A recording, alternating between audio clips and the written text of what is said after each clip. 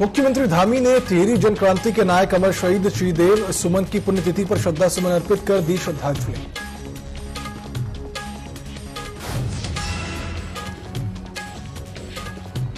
केंद्रीय बजट से उत्तराखंड को मिली बड़ी सौगात। रेल इंफ्रास्ट्रक्चर के विकास के लिए 5,131 करोड़ रुपए आवंटित। ऋषिकेश कर्णप्रयाग रेलवे प्रोजेक्ट का लगेंगे पंख। सीएम धामी ने पीएम मोदी और रेल मंत्री का किया धन्यवाद।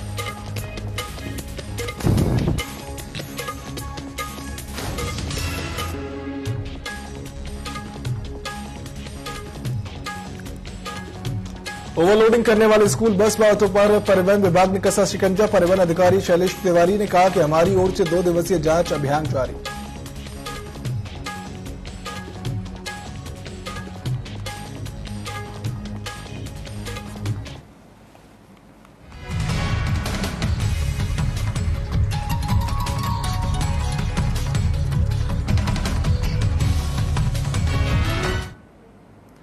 नमस्कार, स्वागत है आप सभी का न्यूज अपडेट में। मैं हूं आपके साथ सिद्धांत त्रिपाठी। सीधा रुख करते खबरों की ओर, जहां मुख्यमंत्री पुष्कर सिंह धामी ने टिहरी जनक्रांति के नायक अमर शहीद श्रीदेव सुमन की पुण्यतिथि पर श्रद्धा सुमन अर्पित कर श्रद्धांजलि उन्हें दी।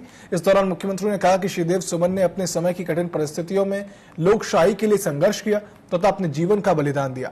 साथ ही समर्पण एवं संघर्ष से परिपूर्ण श्रीदेव सुमन की जीवन गाथा सदैव हमें मातृभूमि की सेवा के लिए प्रेरित करती रहेगी।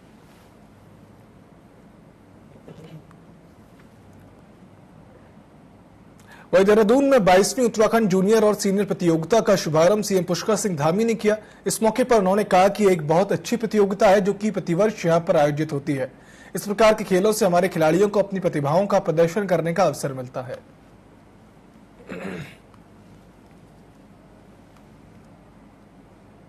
हल्द्वानी के नैनीताल रोड स्थित पंत पार्क में उत्तराखंड क्रांति दल के पदाधिकारियों ने अपनी पार्टी का 40वां स्थापना दिवस मनाया। पार्टी के केंद्रीय नेता भवन जोशी ने कहा कि राज्य आंदोलन से लेकर कई महत्वपूर्ण आंदोलन का इतिहास उत्तराखंड क्रांति दल का रहा है और आगे भी जनहित के मुद्दों को हम हमेशा उठाएंगे।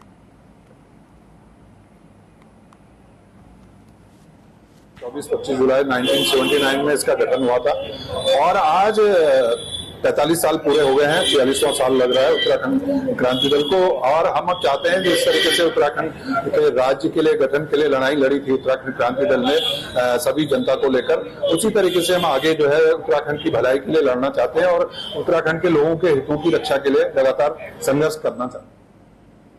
24-25 जुलाई 1979 में इसका गठन हुआ था और आज 45 साल पूरे हो गए हैं। 46वां साल लग रहा है उत्तराखंड क्रांति दल को और हम अब चाहते हैं जिस तरीके से उत्तराखंड के राज्य के लिए गठन के लिए लड़ाई लड़ी थी उत्तराखंड क्रांति दल ने सभी जनता को लेकर, उसी तरीके से हम आगे जो है उत्तराखंड की भलाई के लिए लड़ना चाहते हैं और उत्तराखंड के लोगों के हितों की रक्षा के लिए लगातार संघर्ष करना चाहते हैं।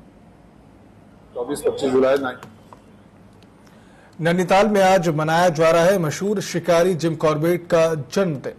जिम कॉर्बेट का जन्म 25 जुलाई 1875 को नैनीताल में हुआ था और अपने जीवन का अधिकांश समय उन्होंने नैनीताल में ही व्यतीत किया। वहीं आज नैनीताल में जिम कॉर्बेट के 150वें जन्मदिन के अवसर पर नैनीताल अतिथि गृह के सभागार में केक काटने के साथ वरिष्ठ पत्रकार प्रज्ञा पांडे के लिखित पुस्तक पहाड़ी अंग्रेज जिम कॉर्बेट का विमोचन किया गया। पुस्तक का लोकार्पण जिम कॉर्बेट के निकटतम सहयोगी रहे स्वर्गीय बाबू जगत सिंह नेगी के पौत्र रविंद्र सिंह नेगी ने किया।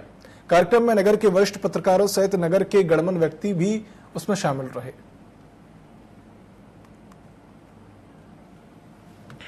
देखिए, आज जिम कॉर्बेट का 150वां जन्मदिन है और जिम नैनीताल में ही पैदा हुए थे और यहीं से 30 नवंबर 1947 को यहाँ से गए थे। तो जिनकी नैनीताल में 72 साल का पूरा इनका जो जीवन काल रहा, 72 साल में नैनीताल में ही रहे, तो उस मौके पर हमने इस किताब का विमोचन किया। तो जिन ने जो किया, जो अपने जीवन में जिया और जिनका जो मानवीय पक्ष है उस किताब में भागने का हमने कोशिश की है और ये इस लिहाज से हिंदी में लिखी गई जो हमारे जिम के को लेकर ये पहली किताब संभवतः होनी चाहिए। देहरादून में स्कूल वाहनों में ओवरलोडिंग पर परिवहन विभाग ने सख्ती शुरू कर दी है। बस और ऑटो में ओवरलोडिंग पर स्कूली बच्चों को ले जाने वाले वाहन चालकों पर अब शिकंजा कसा जा रहा है। परिवहन अधिकारी शैलेश तिवारी ने बताया कि 2 दिन के लिए एक बड़ा अभियान चलाया गया है जिसमें पेपर की जांच करने के साथ साथ उनके मानक भी चेक किए जा रहे हैं।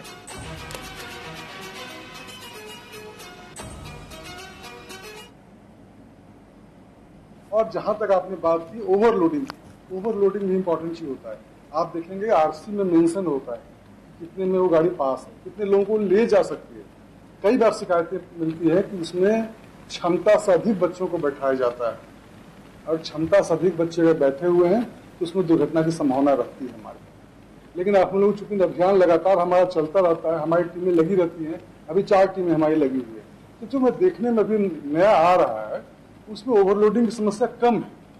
मतलब कुछ गाड़ियों में कभी कभी 1-2 गाड़ी मिल जाए, लेकिन नॉर्मल कोर्स में जो देखेंगे जो क्षमता है निर्धारित उसी के आसपास लोग बैठाकर चल रहे हैं। और जहां तक आपने बात की स्वतंत्रता संग्राम के अग्रदूत अमर शहीद श्रीदेव सुमन की पुण्यतिथि पर जनपद टिहरी गढ़वाल में विभिन्न स्थलों पर कार्यक्रम आयोजित किया और उनकी प्रतिमा पर माल्यार्पण और श्रद्धा सुमन अर्पित कर उन्हें याद किया गया। इस मौके पर स्कूली छात्र छात्राओं ने रैलियां भी निकाली और वृक्षारोपण कार्यक्रम आयोजित कर अमर शहीद श्रीदेव सुमन को श्रद्धांजलि दी गई। जिलाधिकारी ने कहा कि प्रजा के अधिकारों के लिए जिस तरह से 84 दिन आवरण अनशन कर श्रीदेव सुमन जी ने निर्भीकता का परिचय दिया, उसी प्रकार अधिकारी और कर्मचारी और आम जन भी अपने कर्तव्यों का पालन करें ताकि जनपद का समग्र विकास हो सके।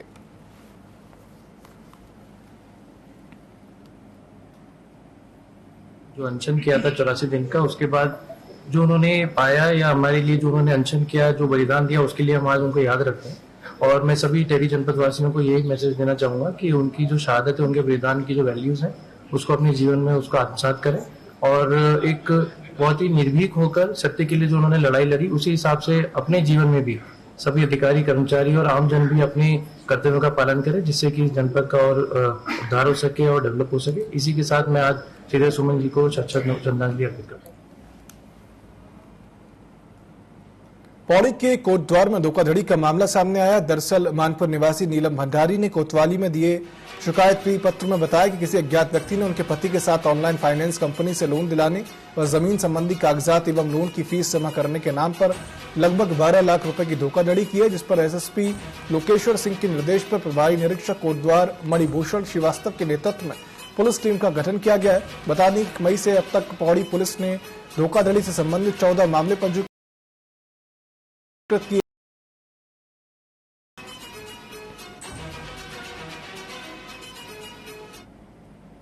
हुई थी, जिसमें शिकायतकर्ता के द्वारा ये बताया गया कि उनके द्वारा लोन लेने के नाम पर एक कंपनी के द्वारा फ्रॉड किया गया है, जिसमें हम लोगों ने कार्रवाई करते हुए मुकदमा पंजीकृत किया। और मुकदमा पंजीकृत करने के उपरांत जांच में ये तथ्य पाए गए कि एक कंपनी है गुजरात से जो संचालित हो रही है, जिसमें कुछ लोग लोन दिलाने के नाम पर लोगों से ठगी करते हैं, उनसे दस्तावेज लेते हैं और लोन के नाम पर फर्जी दस्तावेज तैयार करते हैं, जिस आधार पर वो लोन की फीस के नाम पर पब्लिक से धोखाधड़ी करते हैं। इसका संज्ञान लेते हुए हम लोगों ने एक टीम का गठन किया, जिसमें कंपनी के जो मुख्य संचालक हैं उसमें 2 अभियुक्तों को हम लोगों ने गिरफ्तार किया गया। उत्तराखंड कोऑपरेटिव विभाग में कई ऐसे फैसले लिए गए हैं जिससे महिलाओं को सीधा तौर पर फायदा मिलेगा। वहीं कोऑपरेटिव क्षेत्र में आगे भी महिलाओं को लेकर कई बड़े फैसले लिए जा रहे हैं, जिसे लेकर प्रदेश के कैबिनेट मंत्री धन सिंह रावत ने बताया कि प्रदेश भर में कोऑपरेटिव में किए जा रहे कामों में 70% से ज्यादा महिलाएं काम कर रही हैं। वहीं अभी तक देखा जा रहा था कि जितने भी अध्यक्ष बने हैं वह सभी पुरुष ही बने हैं, जिसके बाद आज फैसला लिया गया है कि आने वाले समय में महिला अध्यक्ष बनाई जाएंगी।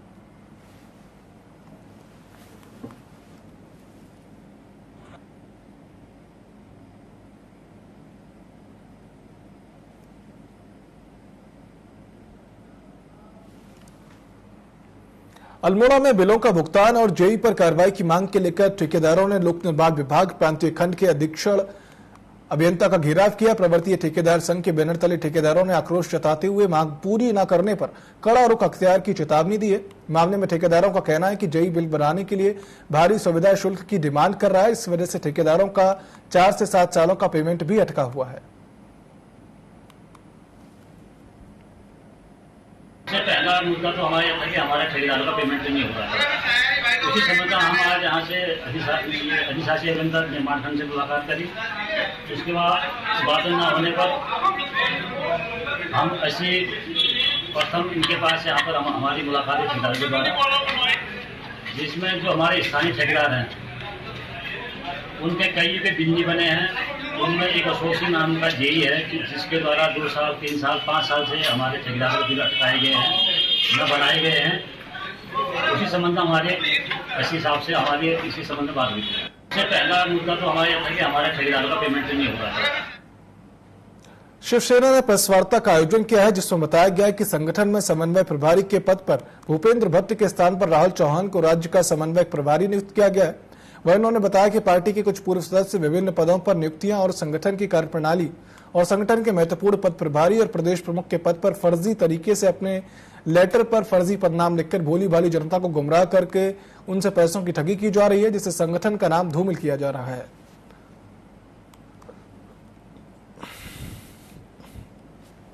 हमारे जो भूपेंद्र जी हैं उनको संगठन ने 6 वर्ष के लिए निष्कासित कर दिया गया है।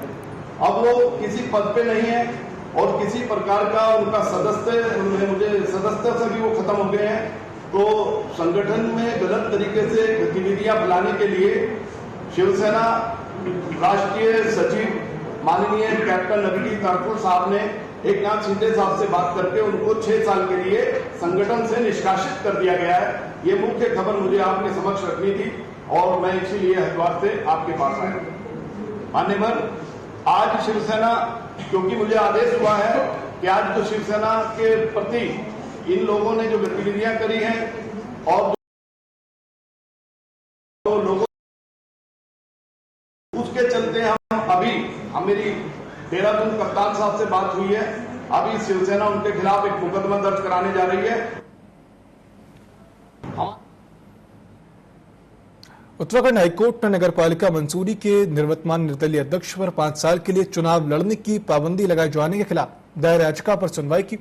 मामले की सुनवाई करते हुए वरिष्ठ न्यायमूर्ति मनोज कुमार तिवारी की एकलपीठ ने सरकार की ओर से जारी 2 जुलाई 2024 के संशोधन आदेश पर अगली तिथि तक रोक लगाते हुए राज्य सरकार सहित नगरपालिका से 3 सप्ताह में जवाब पेश करने को कहा। मामले की अगली तिथि 3 सितंबर की नियत की गई है।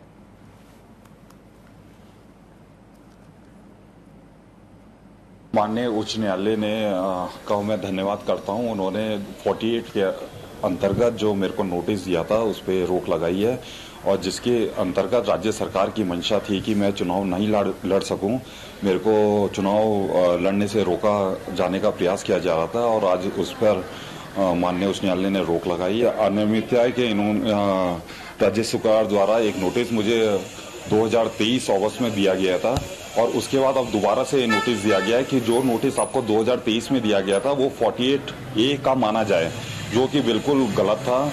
आपने कानून में संशोधन प्रेजेंट में किया है और आप पुराने डिसीजन को इससे जोड़ के आप फैसला दे रहे हैं, तो ये बिल्कुल गलत है और इसको देखते हुए माननीय उच्च न्यायालय ने इस पे रोक लगाने का कार्य किया है। हल्द्वानी में भाजपा के वरिष्ठ नेता और समाजवादी सेवी कस्तूरबानंद जोशी की आयोजित आम और खास पार्टी में भाजपा के सैकड़ों नेता और कार्यकर्ता मौजूद रहे। पार्टी में कार्यकर्ता दबे जुबान से मेयर चुनाव के लिए कस्तूरबानंद जोशी की दावेदारी को लेकर चर्चा करते दिखाई दिए। हरेली के उपलक्ष्य में आयोजित इस पार्टी में कांग्रेसी नेता भी दिखाई दिए। कस्तूरबानंद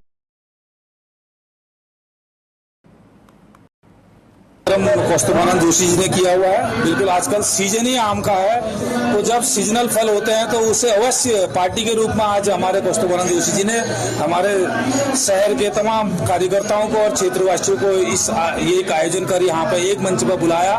यह बहुत सराहनीय कार्य है। ऐसे प्रोग्राम हमेशा होते रहने चाहिए और आम सीजनल फल है, फलों में राजा है आम, तो सबने आज आम का फल का सेवन करना चाहिए। उत्तराखंड को केंद्रीय बजट से बड़ी सौगात मिली है, जहां रेल इंफ्रास्ट्रक्चर के विकास के लिए 5000 करोड़ रुपए आवंटित किए गए हैं, जिससे ऋषिकेश कर्णप्रयाग रेलवे प्रोजेक्ट को पंख लगेंगे। इससे रेलवे का जाल बिछाने में मदद मिलेगी और इसे लेकर सीएम धामी ने प्रधानमंत्री मोदी और रेल मंत्री का धन्यवाद करते हुए कहा कि बजट में रेलवे स्टेशन का प्रावधान हुआ है, जो उत्तराखंड के विकास के लिए बहुत अच्छी बात है।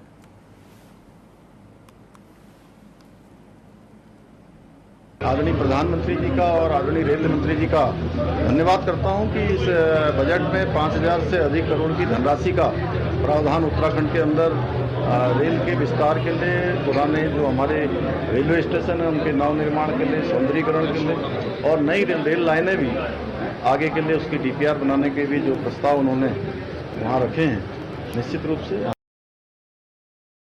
हमारे उत्तराखंड के लिए ये बहुत ही विकास के लिए बहुत अच्छी बात है। मैं आदरणीय प्रधानमंत्री जी का और रेल मंत्री जी का धन्यवाद करता हूं।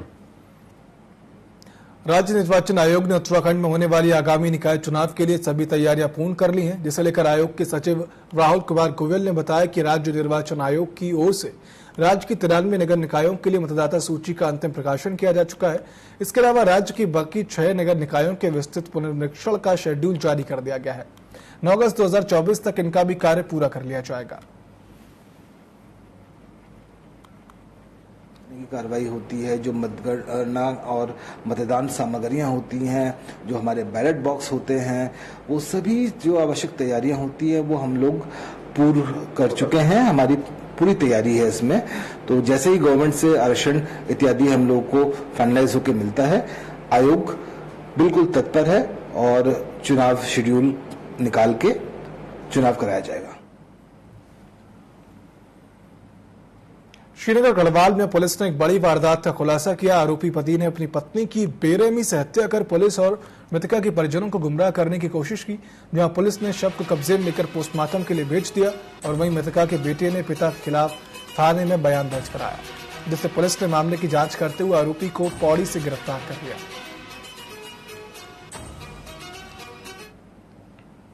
तो अब पोस्टमार्टम करने के उपरांत ये तथ्य प्रकाश में आए कि इस महिला का हत्या इसके पति के द्वारा ही की गई थी और हत्या करने के उपरांत इस शख्स को सीलिंग फैन से लटका दिया गया था। अभियुक्त को श्रीनगर की पुलिस के द्वारा गिरफ्तार किया गया, माननीय न्यायालय में पेश किया गया।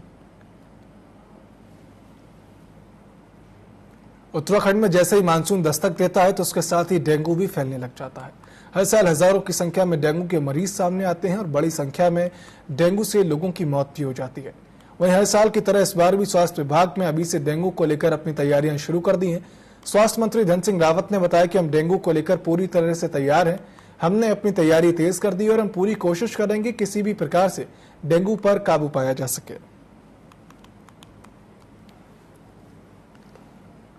सर्वाधिक केस डेंगू के आए थे हमारे प्रदेश में 10,000 प्लस, और तब से लेके अब तक हम लोगों को देखा हुआ अपना कि लगातार हम डेंगू के लिए समीक्षा भी करते हैं। जो संबंधित विभाग है उनकी भी जो है उनको निर्देश भी दिए हैं, और तब से लेकर अब तक लगातार डेंगू के केस हमारे राज्य में घटते जा रहे हैं, ताकि जितनी हम लोग डेंगू के पास रेकी विभागों से अनवरत जो है संपर्क में रहते हैं, और लगभग 250 से ज़्यादा बेड इस बार हमने डेंगू के मरीजों के लिए आरक्षित भी कर दिए हैं। छिड़काव के लिए जो जो व्यवस्था होनी थी डीएम की अध्यक्षता में सभी जिलों में बैठकें भी हो गई हैं, और मैं कह सकता हूं कि किसी को भी दिक्कत न रहे इसके लिए पर्याप्त जो है व्यवस्थाएं की जाए।